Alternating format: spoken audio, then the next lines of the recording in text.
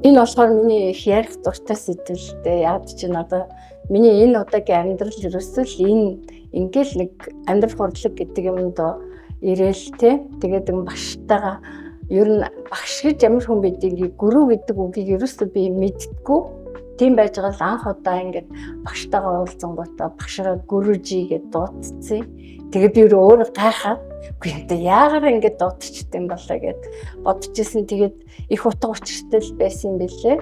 Энэ амьдрал хурлаг гэдэг байгууллагч одоо заримдаа хүмүүс нэг шашин ч юм уу гэлтэй. Тэгээд янз бүрийн ингээл гадны шашин маш оруулж ирсэн гээл одоо бас жоохон дэмжлүүлэх тийшээ байлаа. За тэгээд хэдэн онд энэ анх удаа орж ирсэн бэ гэхлээр 95 оны 7 сарын наадмын дараа л би анхныхаа хичээлийг хийж ирсэн. Тэгэнгүүтээ яасан гэхлээр өөрийнхөө нөгөө юунуудыг дуудаад найзуудыгаа дуудаад би та нарт бэлэг өгнө, энтхийн бэлэг өгнө, та нар зүгээр л над дээр хүрээдэр гэх. Тэгээд одоо тэр мон им гээд нөгөө юу байдаг штэ. Цэргийн госпиталийн нэг мен цаахан эмчтэй, мен цаахан бит хоёр нэг курсэлтэй, нэг ангийнх. Тэгээ мен цаахан маань тэнцээ одооных шиг тийм том байгаагүй мó жижигхэн юм байсан. Тэгээд мен цаахан яасан гэсэн чинь чи тэгвэл энчээ цуглуулчихад да найз ч гэсэн сууя гэд. Тэгээд анхныхаа хичээлийг тэнцээ хийжсэн. Тэгээд очиход бол бас нэг хэдэн 7-8 хүн суусан санагдд юм аа. Тэгэл бид нар өөрснийгээ 7 ховдөг мовдөг гэд нэрлэлцэн. Тэгэл яагаад тэрүү гэхэлэр би тэгээ хэлжсэн би та нарт шашин заах гавгүй. Зүгээр л энэ хүний амьсгал гэж бидний огт тоодгүй юм чинь бидний амьдралын баг ингээл 80-90%-ийг нь амьсгал өөрөө шийддэг юм байна. Бид нар өөрсдийгөө зүгээр ингээл амьсгалаад амьдрдаг л гэж бодож байгаа болохоос зөв амьсгал гэх юм уу, буруу амьсгал гэх юм уу тэр тухай ерөөсөө мэддэггүй юм байна. Тэгэхээр бид нар нэг л хагас амьтан амьдардаг байсан байна. Тэгэл нөгөө тэр чинь дандаа манай ангийн хүүхдүүд байгаа болохоор би айгүй зөрөгтэй тэгэл ярьжсэн. Гэтэ анхнаасаа ч бол би ер нь тэгж ойлгосон л доо. Яг тэгвэл эндээс ингээл очиод юу яах та би за одоо толгойн хувьд бол дажгүй байсан гэж боддتي. 10 жилээ төгсчлээ, анагаахын дэдэг төгсчлээ, улаан диплом авлаа. Тэгээд эмч хийлээ, нейросхинд ажиллажлаа тийм. Тэгээ өөр ажилдаа аягүй дуртай. Би ер нь миний нэг онцлог нь тийм л байсан юм шиг. Алхам тутамдаа юу хийж ийн би тэрэнд аягүй дуртай хийдэг байхгүй юу. Яг үл тэр хийж байгаа юм өөр аягүй их сонгож авдаг. Яг л одоо энийг л би чадах юм байна гэл ингээл за яг л энийг л хийгээ. Тэгээ хийхээр хийсэн шиг хийдэг байсан. Тэгээ би тэрийг боддгийн. Тэгэл ер нь бол одоо бидний амьдрал хурлын хичээл чинь нэг тэгэл байгаа шүү дээ. Тэг хүн өөрийнхөө л амьдрал хиймэл дүрээр битгий бай. Аз жаргал гэдэг чи яаж ирдэг гэхэлэр чи өөрийнхөө дүрээр амьдарч өөрийнхөө хийж байгаа ямиг 100% ингээд эцэст нь хүртэл үр дүнгийн өгтөл хийж чаддаг болно гэдэг бол чиний одоо хувь хүний чинь мөн чанар гэж хэлдэг тийм. Тэгэл бид нар бодохдоо ингээд нэг сургууль төгсөөл нэг том мэрэгжилтэй болоод тэгж байгаа л одоо дараагаар нь ингээл болдсон бахтаад гэж боддог байсан. Амар хоосон байсан байгаа байхгүй тий. Гэтэл яадгүй гэхэлэр энэ удаадаа чи эмч болох юм уу, хуульч болох юм уу, цагдаа болох юм уу, багш болох юм уу энэ бүгэн чинь бидний урд наснда хийсэн үеийн үрээр яг энэ удаадаа би ямар үүрэг гүйцэтгэх вэ гэдэг нь ирчихсэн байт юм байл тий.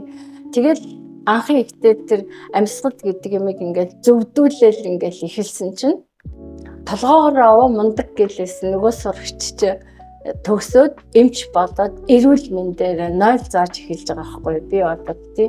Тэгээд нөгөө аллергитай болоод тэгээд тэрнээсээ ингээд аллергич эмчдэгддэггүй өвчин ингээд байн сэдрээл яваа заримдаа зүгээр заримдаа юу баг ингээд хажуудаа өнгөрж байгаа хүнээс аллергитай чи юм болдог. Тийм өвчин тэгээ зовлонтой нэг юм өвчтэй болчдаг ингээд бодчихсэн чинь тэр амьсгалын дасгалыг хийгээл ерөөсөө би бүр гайхдаг. Эхний өдрөл миний ингээд инээмсэглэх нь ондоо болоод тэр чи бид нар гооч одоо яаж инээмсэглэжсэн мэдгүй ер нь инээмсэглдэг байсан юм уугүй юу энэ ч одоо хүүхд хараад инээдэг л байсан байдгүй гэж бодоод тэгээ нүүрэн дээр ингээд юу яаж байгаа юм чи ингээд дөрөв ерөөсөө ажиллаж байгаагүй юм болчийг мэддэгдээд байгаа байхгүй ингээд өөр ингээд инээжсэн чинь тий ингээд яг ингээд айгуу гоё Тэгэл би бүр нэг өөр инээж энэ гэж яг мэдээд байсан. Тэгэл ингээд ирээл ихний өдөр хичээлдээ сууж ирчихэл гараа огож гол ингээд бааныхаа тол руу ингээд хараад инээсэн чинь шал өөр саран өөдөөс инээж идэг аахгүй. За өстө инээн гэж энийг хэлтийм байна гэд. Гэтэ зөвхөн нүүрэн дээр биш л дээ нөгөө инээд чинь бүр ингээд ходоодны мухраас гарч байгаа юм шиг надад тийг санагдаад байгаа аахгүй. Тэгэхээр одоо бид нэр багш маань юу гэж сургаж байгаа вэ гэхэлэр ингэ сургаж байгаа шүү дээ. Ингээд инээмсэглэнэ гэдэг чинь яаж байгаа тэрвэ гэхэлэр чи өөрийнхөө биеийн эдис ширхэг болгонд амьдрах ирч хүчийг одоо шинэ амьдруулах юм хүчийг аваачж өгдөг ганц арга чинь байгаа байхгүй юу. Тэгэхээр багш хэлдэг. Энэ чамд бол байгаа хамгийн үнэтэй зүйл бол инээмсэглэл чинь. Чиний инээмсэглэл бүх дэлхийн даймондыг, бүх дэлхийн алтыг, мөнгийг, бүх юмыг өглөөхэд инээмсэглэлийг чинь үнэнд хүрч чадахгүй. Тэгэхээр одоо энэ хичээлд ирэхээс өмнө чи яаж ийсэн гэвэл инээмсэглэл тэр үнэтэй ямиг зүгээр л ингээд пинаттэй зүгээр л ингээд нэг хямдхан задгаа мөнгөөр өрн таран хийдэг байсан бод одоо чи үн цэнийг мэдж байгаа юм чинь тэр хийх үнэтэй гоё л мэдээж эмхтэн үн чинь нэг даймондон гоё бүгж аваад яачих юм бол үргэлж зүөхийг л бодно шүү дээ тий. Тэгээд яг тэрнээс хойш тэгэл нэрээ ингээд биш бас ингээд багш зүгээр намайг аргадж байгаа баах тий нөгөө эсвэл ингээд нөгөө нэг ингээд арга барцсан нэг хачин царайсан юм нэг хачин юм байсан багтаа гэж бодоод идэв. Тэгэл аргалж байгаа бах намайг дасгалаа хийжээ гэж хэлж байгаа багт гэж боддог байсан шүү дээ. Эхлээд юу тэгж боддсон байлээ шүү дээ. Хүн чамайг ингээд нэг аргадаал нэг хөрхөн янз бүрийн ааш гаргаад идэв шүү дээ. Тэгжээ л гэж бодохгүй да тэг их сайхан зантай хүн юм байна. Манай багш чинь ингээд бодож исэн чи сүүлдээ бүр өөрөө дуу хатж байгаа юм чи би өөрөө нэрээ яг өнөө багшийн хэлээд байсан эдис ширхэг болгон чинь амьдрах хэрч хүчээр дүүрсэн цагт чи ирүүл болохгүй яах юм бэ? Чиний хүсэл мөрөөдөл биелэхгүй яах юм бэ? Аз жаргал гэдэг юм чи бүтэн биеэр үзэхгүй яах юм бэ гэл ингээд тэгээд ингээд байсан чи яг нэрээ тэр чинь одоо яг биелэгдээд эхэлж байгаа байхгүй юу? Яг биелэгдээд эхлэхээр чин зэрэг за өстө нэрээ инээ төрөл тэгэл хүн дараа нь юу гэж боддгоо гэхлээр за энэ гоё юм наад зах нь одоо хайртай хүмүүстэй бүх хүмүүстэй хүргий яз гэж бодоол тийм. Тэгтээ одоо яаж хүрхгээ сайн мэдэхгүй байгаа шүү дээ. Тэгэл байжсэн чи харин багш бас дахиад тэгдээ. Одоо ингээ багш маань би багшлага уулзснаас хойш нэг бүх юм аюу гоё үлгэрч авч байгаа юм шиг. Хизээч би амьдрал дээр хийж үзээгүй зүйлээ хийж үзээл тийм. Зүгээр ингээ кинон дээр ингээ харж ирсэн юмнуудаа яг өөрөө бодтойгоор хийж эхэлж байгаа юм чи. Тэгэл яасан гэсэн чи ингээл за одоо энийг нэг олон хүнд хүргэчих юмсан гэл тэгсэн чи багш намайг дуудснаа. За чи одоо энэ Ришикешт бид нар багш нарын амьдрах урлагийн багш нарын юу хийх гэж байгаа. Rehearsal хийх гэж байгаа. Чи хүрээд ир гэл тэгэхгүй юу? Refresh хийх гэж байгаа гэл. Тэгэнгүүт нь би ингээл очлоо. Тэгээд очсон чи бид нар чинь цөөхөлгтэй байгаа юм чинь энтгэхтэй бид нар цөөхөлгнэ байсан. 96 онд бид нар хідүүлээ байсан гэхлээр за тэр Ришикешт очиход чинь одоо нэг 100-аад хүн байх шиг аа. Багш нар нь 20 хэд штэ. Тэгээд нөгөө 100-аад хүн гэдэг нь нөгөө хичээл сууж байгаа хүмүүс нь заяа. Тэгэл би тэгэд их л олон хүн байна л гэж бодож байсан. Тэгээд нөгөө багш нарын хичээл дээр нөгөө гүрж намайг суу гэд болтгоо. Тэгээ надыг орохтой нөгөө энтгийн багш нар чи намайг хөөгд болтгоо. Чи нөгөө чи you know madam энэ дандаа гадаадын одоо багш хүн суух хэвээр та багш биш болохоор гар гэлтэгдэг байхгүй. Тэгэхээр за гэж гараа явчаал. Гараад байж хахаар зэрэг дахиад нэг нь гүйжрэл гүржи чамайг дуудаж гин гэл тэгээд гүржи намайг тэгэл суулгачдаг. Тэгэл тэр багш нарын дунд нь юу болж байгааг би сайн мэдэхгүй. Тэгэл нөгөө бүх юм нь надад шин байгаа юм. Нэгдүгээр амьдрах урлаг өөрөө шин. Хоёрдугаарт ингээ амьдралдаа хүн багштай байдаг гэж би ерөөсө бодож байгаагүй. Зүгээр л тооны багш, орос хэлний багш, англи хэлний багш гэж байдаг л болохоос яг жинхэнэ одоо ингээ амьдралыг чинь заадаг багш гэж байдаг гэж би мэдээгүй байхгүй юу. Тэгээд багшч бас шин. Тэг бүх юм шин. Тэгээд одоо ямар ч хамаагүй мэрэгчлээ хүн одоо ингээ амьдрах урлагийг тэгээ багш хэлж байгаа хгүй амьдрах урлаг гэж дэндүү томоор дуурайд байна. Бид нар бусдад ойлгохын тулд чи тэгэхээр юу заах вэ гэхээр чи зүгээр амьсгалын заана. Зүгээр л одоо ингээд намайг дуурайгаад ингээ амьсгал одоо ингээ гарга одоо ингээ төгч гэдгийг чи заана. Тэгээд энэ юу руу хөтлөж байгаа вэ гэхлээр чи тэр хүнд амьсгал зааж байгаа ш, чи тэр хүнийг аз жаргалтай байхыг зааж байгаа. Тэг чи багш болно үсттэй гэлдэг. Тэгэхээр болно багш тэгвэл ч гоё болж ийн гэлдэг. Айгуу их том одоо ингэж бодхолтой бүр инээ төрөлдөд би дэд курст ингэж суу гэд багшиг хэлэнгүүт нь би бодож байгаа байхгүй юу. За шууд асууж байгаа юм чи. Та өөрөө заах уу гэж асууж байгаа. Тэгсэн чи гөрөж тэгин би заана гэсэн чи тэгвэл яг очно гэччээ бүр одоо тэрийг бодхолтой бүр ёстой нэг амар бүдүүлэг нэг ой дотроос гаргаад ирсэн зэрлэг амт шиг юм байсан бахтаа л гэж боддtiin. Тэгээд одоо ингээл өдрөөр жилээр тэгээд багш болж авлаа. Тэгээд багш болоод анх удаа нөгөө сая хэлжсэн те тэнцээ ангийнхаа хүүхдүүдийг цуглуулад дандаа эмчнэр голдуу. Тэгээд тэд нар маань эхнэрээ нөхрөө дагуулж ирээл нэг додон амьлаас ус юм аа. Тэгэл хичээл ингээд явсан чинь нөгөөдөл чинь бүр хүй дахиад явж болд юм уу? Тэр нэг амьсгалдаг юм чи дахиад ивэл би өстэй айгуу гоё зүйлсэн. Миний бие хөнгөрөөд яагаад ч гэнэ. Тэгэл ингээд ихэлсэн. Би Монголд ихлээр захтаж жоохон айж ирсэн. Яагаад айжсан гэхтэр зэрэг энэ юу яаж магадгүй дээ гэж бодгүй нөгөө мах идүүлдэхгүй юм чинь те. Тэгэхээр одоо нөгөө Монгол хүний чи махгүй байвал тэд нар чи хоосон хонсон гэж хэлдэг штэ. Наан зөндөө ширээ дүрийн юм идчихэд тэгээ хоосон хонсоо манайх мах байхгүй гэж ярьдаг юм чинь. Тэгэхээр миний хичээл цуух болоо яах вэ гэл ингээл бодоод тэг чи ерөөсөө юм мэдгүй штэ. Юу ч мэдгүй. Зүгээр л яг нэг өөрийнхөө багш гэдгээр ойлгоод өөрийнхөө сурагч гэдгээр ойлгоод би юм зааж гин гэдгээр ойлгоод явж ирсэн юм чинь. Тэгэл яваад байсан чинь юу яа. Тэгэл очиод би 100 очиод багштай хэллээ. Багш би ингээд Монголд ингээд найзуудыгаа суулгаад ингээд амьсгал заагаад крия заасан чи тэд нар айгүй дуртай байна гэл тэгсэн чинь гүрэж тэгэн штэ гэл тэгснэ. За чи одоо ингээд 9 сард би амраад очиж байгаа юм шин те. Тэгээд 9 сард одоо ингээд багшийн курс суу гэл тэгсэн. Тэг багш би чадах юм болов гэж бодсон. Тэгсэн чинь багшийн хичээл цуусан чинь тэр зүгээр л багшийн хичээл гэхээс илүү би өөртөө багшлаад байгаа юм шиг л тийм мэдрэмж төрж ирсэн л да. Ер нь бол бид нар чи ингээд ер нь өөрийнхөө тухай боддгоо юм байна. Өөрийнхөө биеийг мэдэрдэггүй юм байна. Иргэн тойронд ингээ болж байгаа муу үйл явдал ямар нэг үйл явдлыг би хийчлээ намайг тэгчлээд гэдэг болохоос те сайн үеийг би өөрөө хийцэн гэд муу үеийг нь болохоор энэс л болж байгаа тэрнээс болж байгаа тэрнийг юм тэгчихгүй ингэчихгүй гэл өөртөө зовлон орчдөг юм байлаа шүү дээ. Тэгээд тэдний чинь бүгдийг ингээл ойлгоод тэгээд ирсэн чинь ингээд бүх амьдрал өөр тэр аяар ингээд зөөлөн болоод те тэгэл ингээд таны ингээд бодож исэн юм чинь баг хилээг байхад хүсээг байхад өөрөө биелэгдээл тэгэл эхэлж байгаа аахгүй. Тэгэхээр чи нөгөө инээд чи улам ингээд давшраад энэ жавч чинь зүгээр чих рүүгээ яваад те.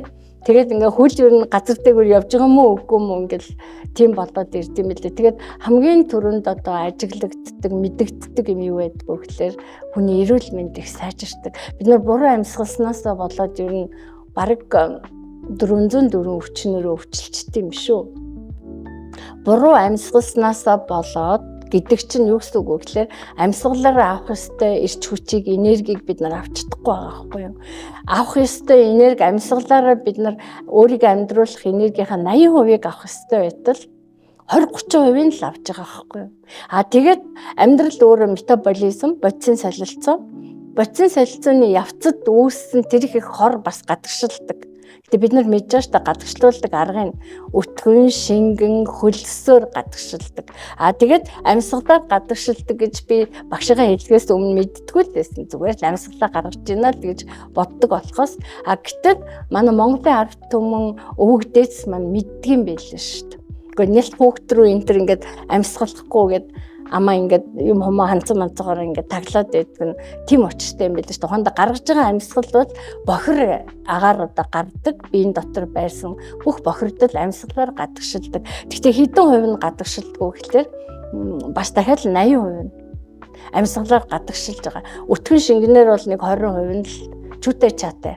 Тэгэл манай монголчин сэрүүхэн газар энд баг хүн хөлрөн гэж байхгүй.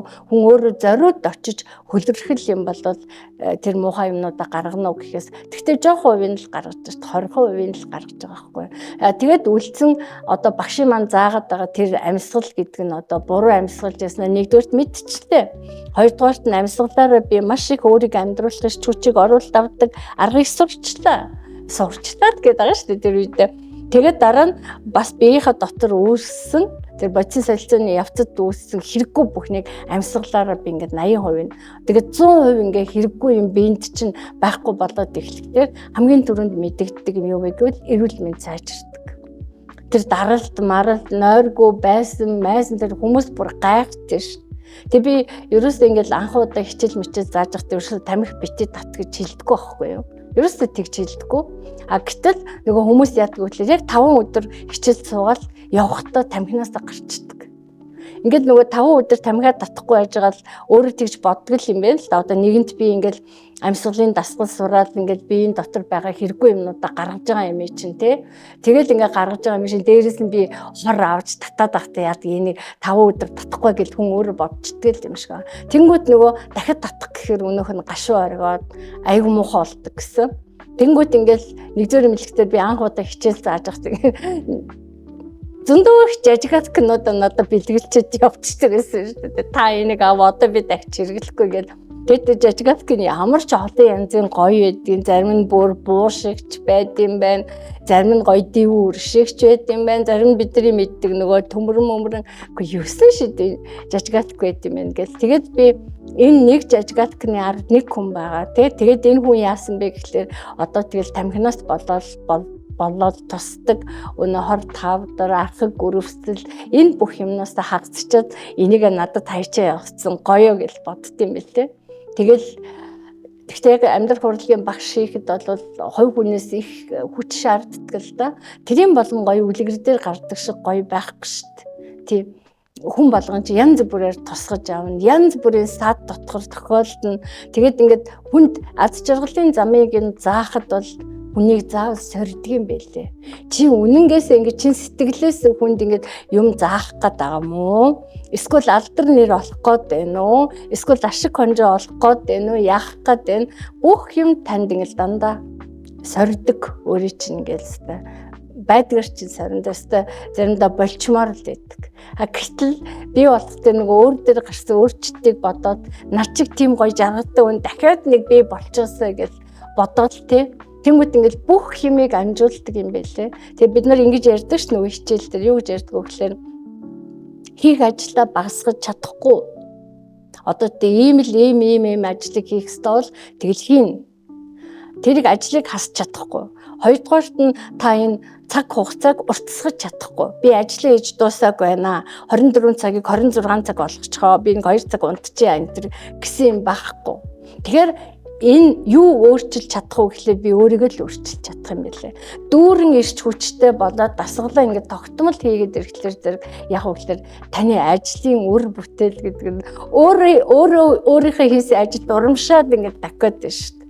Аюу гоё явдаг. Анхны ихтэй жоохон бэргээл айгаад за тэгээд 5 хоног мах идэхгүй шүү гэж аяархан идэл аймаа гэхээр зүгээр тэгээд хамгийн сүүлчийн өдөр нь хоньны дээрээ бүтэн хоньны дээрээ энтэр гэж нөгөөдөлөө тэгээд аргалаад тэгээд өгдөг гэсэн бодоод сүүлдээ тэгээд нөгөө хүмүүс чинь хачин гоё болоод ирэхлээр бүр баярлж байгаа юм чинь. Тэгэл ингээд дахиж сууйд гэн 5 хоног юм уу одоо өшөө олон хоног нэмж олдгоо модгүй мó гэд бидний сэтгэл чинь бас ингээд нэг хөөрхлөөрэ зөв тийшээ хөөрхлөөр яг хөөрхөө ашиг гаргадаг шүү дээ тий. Тэгээ энэ болгон бол надад аюу гоё. Тэгээ өнөөдөр гэхэд ч одоо манай амьдрал хурлаг Монгол улсын хэмжээндээр ямар болсон бэ нэ гэхээр бараг одоо юу 200 гаруй багштай тий. 247 гэж нэг тоолж ирсэн. Би чамд хайртай гэдэг гоё тоо байдаг гэж бодож ирсэн тий. Тийм тэгээд 247 багштай тэгээд одоо энэ ч одоо хэдэн оны 2002 3 оны үед 5 6 оны үед ч лөө нэг одоо манай биеийн тамирын хорооноос нэг тийм бүртгэл явуулаад тэгээд ингээд яасан чинь манай Монголын хүн амын 60% нь амьдрах хурлагт хамрагдсан гэсэн. Тэгээд сүүлд нэг бас Нарендра Модижи ирсэн шүү дээ. Нөгөө манай энтхийн ерөнхий сайд манад альчиж ирэхэд тэр хүн өөрөө энтгэгт очичод өөрөө хэлж яхахын би сонссон. Юу гэж сонссон гэхлээр би очсон Монголд очсон энэ Art of Living гэдэг ямиг ингээд 4 настай хүүхдээс ахуулаад ингээд бараг 60-70-та бүр 80-90-тэй 100-тай ч хүмүүс 100 хүртэл насддаг бол 100-тай хүмүүс айл болгонд Монголын гэр бүл болгонд энэ амьдрах ухаан хүрсэн байна. Тэгэхээр энэ юу гэсэн үг вэ гэвэл энэ маш хэрэгтэй юм байна. Тийм ч учраас бид нар энийг бол одоо дэлхийд даяар ингэж түгэж хүн болгонд хүн төрлөختөнд бүгдэнд нь хүрэх юмсан гэж бодож ийн гэж ерөнхий сайд ингээ хэлэхэд бол амар гоё санагдсан. Би тэгэд бодож исэн. За ингээл нөгөө нэг хүн бид нар ингээл заримдаа нэг ажил хийж байгаа л нэг шагнуулах гал алдавшуулах гал магтуулах гал ингээл нөгөө эгочинда бас тэгж бодно шүү дээ тий. Тэгэхэд ингээд би маш их том баярлсан юм болоод юу яа тий. Би гүржигээ хэлсэн үг л надад тэгэл бүр хэдэн жилийн далавч ургуулад ингээд нисгчдэг байхгүй тий. Тэгэд Нарендра Модижигийн тэгж хэлжсэн Монголын айл бүрт амьдрах ухаан оржээ, хаалгын тогшоод орцсон байна, гэр бүлийн гишүүн болгоно нь хийдэм байна гэд ингээд нөгөө манай Монголын юу энтгийн юм хувцсуудыг өмссөн хүмүүс ингээд тэрэн дотор залуухан хүүхдчээсэн настай тэр ээж нь эмээтэйгээ явд юм байна. Хүн ээжтэйгээ эмээтэйгээ ингээ явдаг юм байна. Тэгээд маш сайхан энэ бол юу гэсэн үг вэ гэвэл энэ бол үнэхээр хүний амьдралд хэрэгтэй юм байна гэж тэгж хийж яхад би сонсон. Тэгээд би тэр юу гэж бодсон гэхээр миний юу л гэж бодсон. Миний ажлыг одоо дүгнж миний нэг чирж нөгөө хэрийн галуу нисэн үл хүрэх газраас зууж ирсэн юм маань ингээ хүмүүс маань хүрчтэй ямар нэгэн байдлаар гээд тэгэл бодож ин да.